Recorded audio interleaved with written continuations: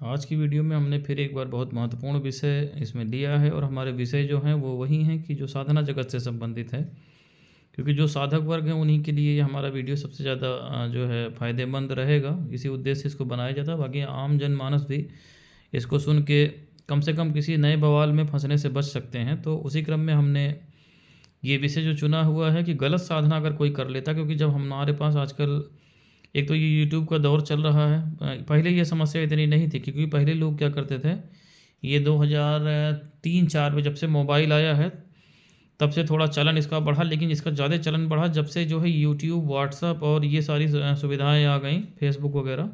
तब से लोग जो है ज़्यादा इस चक्कर में फंसने लग गए, क्योंकि पहले जो क्या था कि पुस्तक थी, तो पुस्तक ही माध्यम था। गलत साधना करता था अगर कोई, तो पुस्तक से देख के करता था, और पुस्तक तक सबकी रीच नहीं होती, क्योंकि पुस्तकें महंगी होती थी तो हर आदमी खरीद नहीं सकता था। लेकिन अब तो ये समस्या इतनी बुरी तरीके से बढ़ गई है, क्योंकि जो है इसमें गली गली लोगों के चैनल खुल गए हैं। उनको अपना धंधा करना है, चैनल पे कुछ भी डाल दो, कूड़ा कबाड़। 10 वेबसाइट उन्होंने देखी, उसकी कॉपी कर ली। अच्छा, साधना डालनी है तो साधना डालने में कोई क्वेश्चन भी नहीं करेगा, क्योंकि ऑथेंटिक आप पता नहीं कर पाओगे। दूसरी बात यह है कि पुस्तकें हमारी हैं, जैसे मंत्र महाणो खरीद लिया, मंत्र महोदधि खरीद लिया, तंत्र के और ग्रंथ खरीद लिए कुछ, उसमें से जो है एक एक पेज देख करके साधना देते रहे देवी देवता खंड में, तो उनका चैनल चलता रहा और ये करने वालों की बर्बादी होती रही। और उसमें कोई क्लेम भी नहीं, क्योंकि साधना पुस्तक में लिखी है, उठा करके वही विधान डाल दिया, अभी तो करने वालों का है। तो यही समस्या जो है सबसे ज़्यादा आती। इलाज के लिए लोग आते हैं, उनका ये कहना रहता है कि हम बहुत पूजा पाठ करते हैं और हमारी समस्या नहीं सुलझ रही है। अब हमने बहुत सारे ज्योतिषियों को दिखाया, फिर बहुत पूजा पाठ अपने भी कर लिया, फिर तांत्रिकों को भी दिखा लिया इधर उधर, ये पंडित जी ने भी बहुत पूजा कराई, लेकिन ठीक नहीं हो रहा है। तो उसमें ये जो और जो समस्याएं हैं वो तो एक एक करके आई हैं, लेकिन इसमें एक बहुत बड़ा समस्या ये यही है कि गलत साधनाओं का जो उपाय है। क्योंकि मैंने पहले भी बताया था कि जो तंत्र विद्या है ये चिकित्सा है, एक रूहानी चिकित्सा है, और रूहानी चिकित्सा वैसे ही है जैसे मेडिकल चिकित्सा है। और मेडिकल चिकित्सा में आप एक झोला छाप डॉक्टर से भी दवाई ले सकते हैं, एक BA MS BUMS डॉक्टर से भी ले सकते हैं, होम्योपैथिक से भी ले सकते हैं, MBBS से भी ले सकते हैं, MD MS MCH DM वाले से भी ले सकते हैं। तो जैसे आप चिकित्सा विज्ञान को समझते हैं वैसे समझिए कि किससे दवा लेने से क्या होता है, उसको विषय को मैं आगे नहीं बढ़ा रहा हूँ। तो इसमें जो है ज़्यादातर जो गलतियाँ लोग करते हैं वो इस तरीके की आती हैं। एक तो ग्रहों वरों के जो उपाय करते हैं इधर उधर। मैंने पहले भी कहा था कि तंत्र विद्या का जो सब्जेक्ट है उसको जो है आप कर्मकांडी लोगों से नहीं उसको छेड़ना चाहिए। लेकिन समस्या यही होगी कि हर आदमी उपाय बता रहा है, अब वो देख करके जो है इंटरनेट पे भी लोग देख के उपाय शुरू कर देते हैं, और बताने वालों का भी वही हाल है। क्योंकि जो है ये तंत्र विद्या का जो सब्जेक्ट है ये गुरु शिष्य परंपरा से, ये पुस्तकों में नहीं दिया हुआ।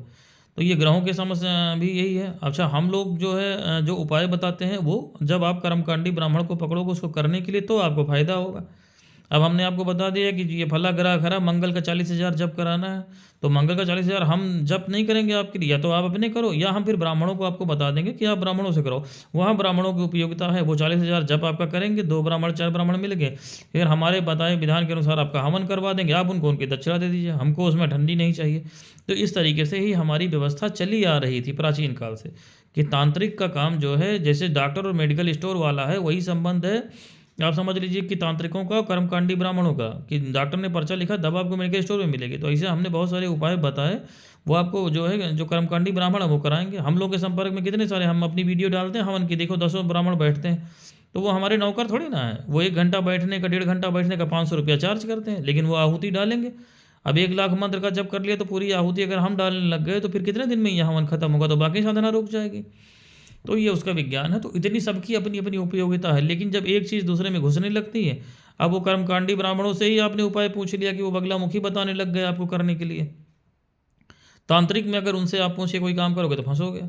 तो जो समस्या इसमें ये आती है, जो जनरली लोग आते हैं कि या तो वो गलत स्तोत्र का पाठ कर लेते हैं कहीं से इंटरनेट से देख करके, कोई गलत कवच की सिद्धि के चक्कर में पड़ गए, अब वो उनसे पूरा होता नहीं है, ठीक है। क्योंकि देखिए स्तोत्र और स्तुति दोनों अलग अलग चीज़ हैं। सभी स्तोत्र स्तुति नहीं है। बहुत सारी, दुर्गा सप्तशती क्या है, अब ये एक बहुत बड़ा स्तोत्र है, तो कोई खाली स्तुति थोड़ी ना, उसका तो प्रत्येक जो है श्लोक है वो मंत्र है। इस तरीके से आप समझो, कुंजिका स्तोत्र है, वो स्तुति थोड़ी ना। तो जो स्तुति वाले आपके अपसी उपाचाक्षर स्तोत्र है, भगवान की स्तुति है, आप करो फर्स्ट क्लास।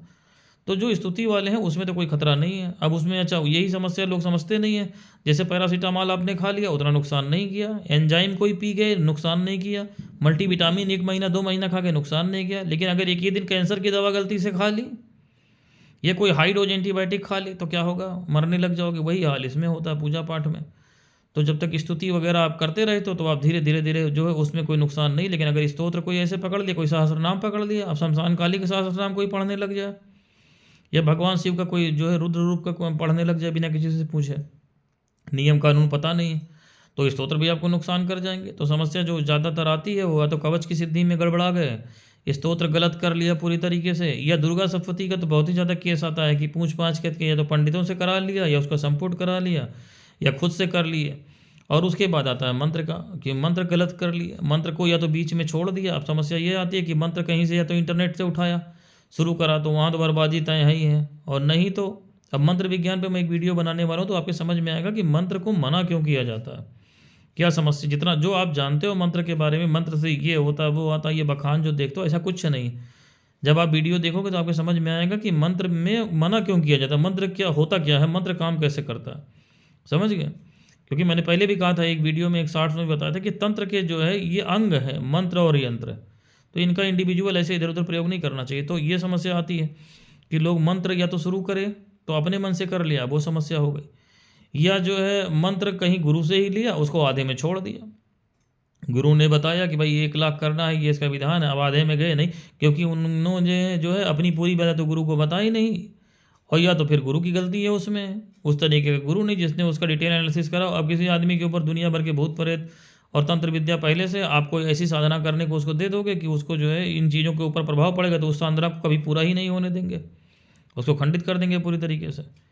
तो ये समस्या आती है। इसलिए हमने अभी उस दिन बताया था कि कोई हमारे पास अगर आता भी है ये दीक्षा विक्षा जो लेने वाले, तो पहले उसका जो है एक उसको खाली घड़ा बनाना पड़ता है, उसके घर में पितृदोष भूत प्रेत दुनिया भर के बवाल क्या है क्या नहीं है, उसने कोई गलत साधना कर ली है कि नहीं कर ली, ये सब देखा जाता है। तो यही हाल है कि किसी ने मंत्र का कर लिया गलत, स्तोत्र का कर लिया, कहीं से ले लिया, या क्रियाएं कर ली। अब अगला नंबर आता है क्रियाएं कर ली। क्रियाएं क्या कर ली कि जब इंटरनेट से देखा कि ये जो है भैरव जी को शराब चढ़ाओ, ये मांस चढ़ाओ, कलेजा चढ़ाओ, ले जा करके शमशान में दो, नदी के किनारे डालो, पेड़ की जड़ में डालो, नदी में डालो, तालाब में डालो, मछली खिला दो। तो वो आपने वहाँ से देखा, अब आपको आसान लगा कि ये चीज़ें हैं, अपने ऊपर से उतार लिया, यहाँ डाल दिया, वहाँ डाल दिया। अब वो उपाय जिसने बताया वो तो किनारे बैठा है, चौराहे पर रखा है। अब आप वो उपाय वाले क्या करोगे, आपको आसान भी लगा कि इसमें कोई मेहनत नहीं है, सामान बटोरा, चौराहे पर छोड़ा, यहाँ छोड़ा, अब वहाँ से कोई शक्ति आपके साथ चपक गई, आपने उसको देखा नहीं, क्योंकि सूक्ष्म का तो आँख से दिखाई नहीं पड़ता। सबसे बड़ी समस्या यही है कि जितने लोग इस समस्या में ग्रसित हैं, इलाज के लिए जितने लोग डेली जो आते हैं या संपर्क करते हैं, उनको पता ही नहीं कोई समस्या में ग्रसित हैं। अब उनके समस्याएं जो है वो भौतिक रहती हैं, तो वो ये नहीं जानते कि कोई शक्ति इसको बिगाड़ दी। अब जब शक्ति आ जाएगी तो वो फिर आपको डिस्टर्ब करना शुरू करेगी, आपके व्यक्तित्व को जब डिस्टर्ब करेगी तो किसी का जो है अब वो रात भर नींद नहीं आ रही, किसी के नाइट फॉल हो रहा है, किसी के मन में बहुत ज़्यादा विचार चल रहे हैं, लोग समझते हैं हमारा सामान्य जीवन का क्रम चला जा रहा है। किसी के बदन में दर्द है, किसी की आँख की रोशनी कम हो गई, कोई बार बार टॉयलेट जा रहा है, किसी का यार दोस्तों से झगड़ा हुआ, किसी को कभी क्रोध आ जा रहा है, सवेरे उठ नहीं पा रहे सो करके, सोचते हैं ये सब शारीरिक डिस्टर्बेंस नहीं है, ये कर्म जो आप करके आ गए उसके आपके साथ शक्ति आ गई। जिस प्रकार की शक्ति आ जाएगी उस तरीके की समस्या होगी। अब ये सालों साल सिलसिला चलता रहता है, जब कोई योग्य तांत्रिक मिलेगा आपको देखेगा तो बताएगा, और या कोई साधना आप शुरू करोगे तो जैसे ही साधना शुरू करोगे तैसे उपद्रव खड़ा होगा ये। तो ये इसका जो है व्यवहारिक पक्ष है कि कहीं से भी आप करो, चाहे जो किसी स्थान पे मनौती वनौती बाकी करके आ जाओगे तब भी यही समस्या खड़ी हो जाएगी। अब कई मंदिर में मनौती आप मान करके चले आए, आपका काम हो गया, मान लो आपके दिमाग से स्किप कर गया, तुरंत वहाँ से प्रकोप हो जाएगा, क्योंकि ये ईश्वरीय नियम के तहत। अब उसको कोई ठीक तब तक नहीं कर सकता जब तक आपको मनौती वो याद नहीं आएगी, आप जा करके उसको चढ़ाओगे नहीं। ऐसे कुल देवी देवताओं का, आपके घर में कुल देवी देवता की पूजा चली आ रही थी, अब कितने लोग आते हैं, उनके पूर्वजों ने बंद कर दिया, पूरे घर पे प्रकोप है। अब जब कुल देवी देवता का ही घर पे प्रकोप है तो जब तक उनको मनाया नहीं जाएगा तब तक आप तंत्र काट दुनिया भर के बवाल कुछ भी करो, वही आपको बर्बाद करने के लिए काफ़ी। ऐसे भी कितने केस आ चुके हैं कि वो उनके घर में बकरे की बलि चढ़ रही थी जो है पीढ़ियों से, तो कोई उन्होंने पंडित जी से समझ लिया मॉडर्नाइजेशन में, या अपने मन से कर लिया कि अब ना हमने तो जायफल पे उनको मना लिया। जब मना कैसे लिया, मेरे ये समझ में नहीं आता। तुमने देवी देवता से बात करी, या जिस व्यक्ति को तुम कह रहे हो वो क्या उसकी इतनी योग्यता है कि उनसे बात कर सकता है? अरे मना तो वही सकता है ना, कोई तांत्रिक ही उससे बात करेगा जिसकी उतनी सामर्थ्य हो। अगर वो कहते हैं कि हाँ हम इसमें जो है मानेंगे जायफल पे तो ठीक, अगर वो नहीं मानते तो उनकी विसर्जन की प्रक्रिया होती है, फिर उन जो है कुल देवी देवताओं से समझौता किया जाता है कि भाई आज के बाद आपको ये लोग बलि नहीं दे पाएंगे। अब बलि नहीं दे पाएंगे तो आपका क्या है कि वन टाइम जो है यहाँ से जैसे उद्यापन होता है वैसे उनका उद्यापन किया जाता है कि आप वन टाइम ये ले लो, अब आगे से ये लोग दे नहीं पाएंगे क्योंकि या तो ये लोग बलि को मानते नहीं हैं और या इनकी मजबूरी है, तो आप इस घर से अपना सपोर्ट हटा लो लेकिन कोई नुकसान ना करो। तो अचानक से आपने बंद कर दी तो वो बर्बादी में लग जाएंगे। इस तरीके से कोई तांत्रिक बीच में रहेगा तो आपको उद्यापन भी करा सकता है कि आप नहीं दोगे। या ऐसी कोई शक्ति है जो सात्विक तामसिक दोनों में चलती है तो वो आपको बता देगी तांत्रिक को कि भाई सात्विक स्वरूप में हम इनकी मदद करेंगे, हमको ये नारियल ये वो नवरात्र में जब चढ़ाना है चढ़ाओ, या कढ़ाई चढ़ाओ दुनिया को चढ़ाओ, लेकिन जो भी करना है करो। आपके कुल देवी देवता को आपको खोज करके पकड़ना पड़ेगा, तो ये समस्या नहीं आएगी। इस तरीके की समस्या आती है, या तो भोग दिया है या इस तरीके से करा है या बीच में साधना छोड़ा है, या कुछ लोग आते हैं कि वो 2-3 धर्मों की या 2-3 गुरुओं की साधना कर लेते हैं। अब ये मुसीबत है कि एक अभी हिंदू का अमल शुरू करा तब तक गए वो किसी जो है इस्लामिक अमल को भी ले आए साथ में। अब वो मानते नहीं, उधर उसको भी चालू कर दिया और उसने कहा कि हिंदू गुरुजी को नहीं बताएंगे। अब हिंदू गुरुजी क्या करेंगे, आप उधर भी चालू कर दिए, दोनों जो है शरीर तो एक ही है और दोनों प्रकार की शक्तियाँ विपरीत हैं, उनका स्वभाव विपरीत है, तो आएंगे लड़ेंगे आपको परेशानी होगी। अब सब प्रभाव आपके शरीर पे आएगा, दिमागी डिस्टर्बेंस, व्यवहार बदला हुआ, समझ नहीं पाओगे, कहोगे ये तो कर ही रहे हैं, अब कर लिया तो साथ में लग गया, फिर अठन्नी के मोहताज। ये मुसीबत है। एक हमारे जानने वाले थे ऐसे, वो जो है उन्होंने ऐसे किसी से जो है इस्लामिक साधना जो है ले ली अपने मन से, अब वो उसको कर गए, अब वो फिर अठन्नी के मोहताज हो गए। फिर बहुत लंबे समय तक एक बार मिले काम धंधे के सिलसिले में, तो उनसे चर्चा हमने ऐसे करने शुरू किया तो उनकी सारी शक्तियाँ वहाँ आ गई। जब उनको बाद में हमने फ़ोन करके पूछा तो कि आपने कोई साधना वाधना की, तो कहने लगे कि अरे हमने तो सिद्ध गुरुओं से की। हमने कहा सिद्ध गुरुओं का हाल यही है कि आप देखो इतनी सारी शक्तियाँ आपके लगे, अठन्नी के आप मोहताज हो, तो उनका निराकरण कराया गया, उनके भी होश उड़ गए उस समय। तो ये चीज़ है, क्योंकि साधनाओं में जो है उसके नियम होते हैं, उसके परहेज होते हैं। साधनाएं नुकसान क्यों कर जाती हैं, क्योंकि हर प्रकार की साधना हर आदमी के लिए बनी नहीं होगी। जो किताब में लिखा है उसका पूरा विधान नहीं है। जैसे इस्लाम में कोई साधना आप करोगे तो उसमें जो है परहेज बोलते हैं, तर्के हैवानात परहेज जलाली जमाली। जलाली परहेज अलग है और जमाली परहेज अलग है। किस साधना में जलाली जमाली करना है, बिना उसकी इस्लामिक साधनाएं नहीं हो सकती। ये ले लिया कि इंटरनेट से देख लिया या रज्जाकू या अल्लाहू, इस तरीके से कोई ले लिया, सिफाती नाम पढ़ने लग गए, या अपने वहाँ ले लिया गायत्री मंत्र चालू कर दिया, मीट मछली अंडा सब चालू है उसी में, सब ये भी चालू कर दिया। वैष्णव संप्रदाय की साधना तुमने कोई चालू कर दी, भैरविक साधना शुरू कर दिया और कोई परहेज का पता नहीं है, तो वो नुकसान कर जाएगा, रुज्जत हो जाएगी, वो सारी चीज़ें आपके ऊपर निगेटिव चीज़ें आ जाएंगी उसी साधना के प्रभाव से। अब ये बात तो किताब में लिखी नहीं रहती, क्योंकि गुरु इसके लिए ज़रूरी है, आपको बताएगा कितने दिन करना है, कैसे करना है, साधना खत्म होने के बाद कितने दिन तक मीट मछली का परहेज रहता है, साधना में अनुभव क्या होंगे। भाई सकारात्मक अनुभव हो रहा है तो ठीक है, आपको परेशानी शुरू हो जाए तो कहाँ भाग के जाओगे। तो वो सब लीप पोत करके जो है पहुँचते हैं गुरु के पास, तो इस तरीके की समस्या आती है। इसलिए बार बार मना किया जाता है, क्योंकि जो आपने देखा हो, कहा कि हमने तो इंटरनेट से देख के किया था, कुछ नहीं हुआ हमको, क्योंकि आप तो इस आपकी असल में धारणा ही गलत है। जिसको इसकी जो है जानकारी नहीं है तंत्र विद्या या सूक्ष्म जगत की, वो यही सोचता है कि उसने जो टीवी देख लिया, पिक्चर देख लिया, सीरियल देख लिया कि भूत प्रेत जिन जिन्नात ये सब आएंगे, ऐसे भौतिक रूप से प्रकट होंगे, देवी देवता अप्सरा हमको दिखाई पड़ेंगे। यही तो हमारी सबसे बड़ी मूर्खता है, क्योंकि उनको जो है जिसकी तीसरी आंख सक्रिय नहीं है, नज़र खुलना जिसको बोलते हैं, वो उनको नहीं देख सकता, और रहेंगे वो तुम्हारे शरीर के अंदर, तुम्हारे आसपास, तुम्हारे घर में चारों ओर मौजूद हैं।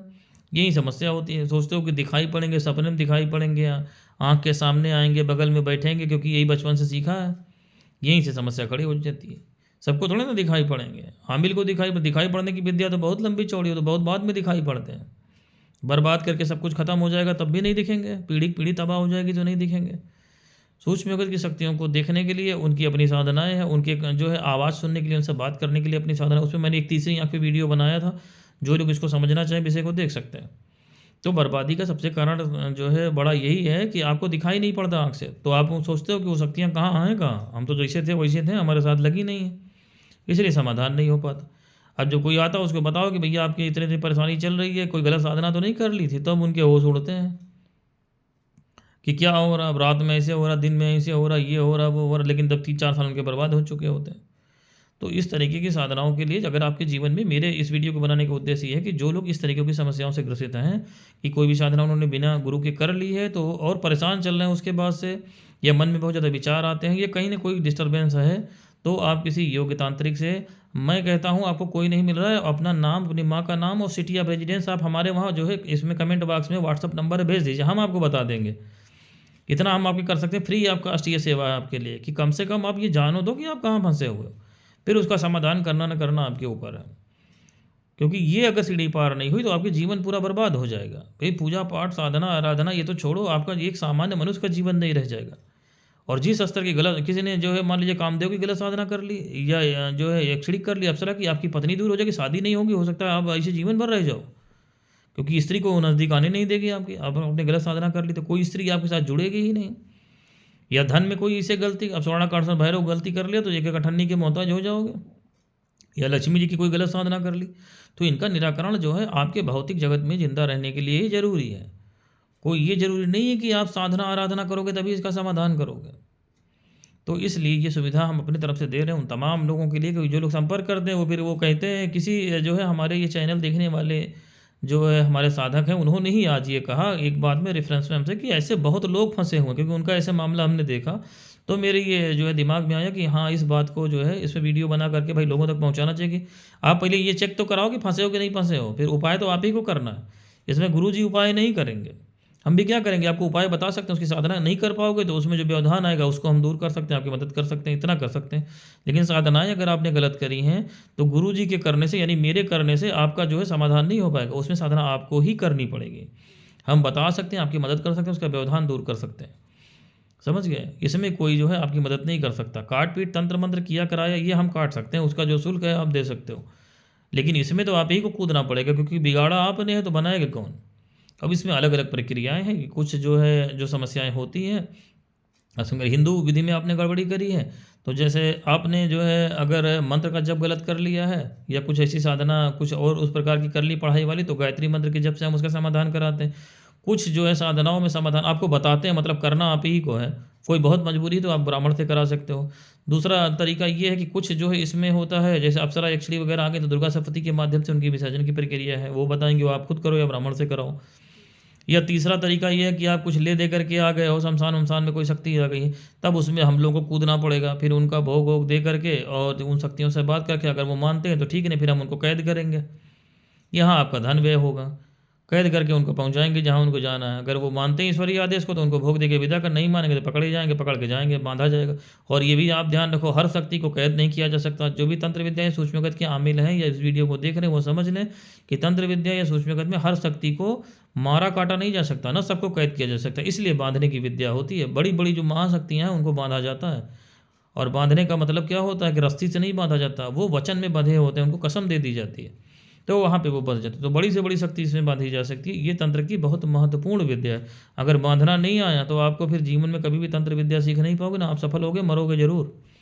क्योंकि महाशक्तियाँ जब आगे सामने खड़ी हो जाती है तो उनको बांधने के अलावा कोई उपाय नहीं है, कि वो किसी उपाय से हटेंगे ही नहीं, और उनको बांधने के लिए उतनी बड़ी साधना चाहिए। तो मैं आप कहने सुने ना कोई कसम मान लेगा, उसका अपना पूरा विज्ञान है। तो ये आपके रेफरेंस के लिए मैं बता रहा हूँ।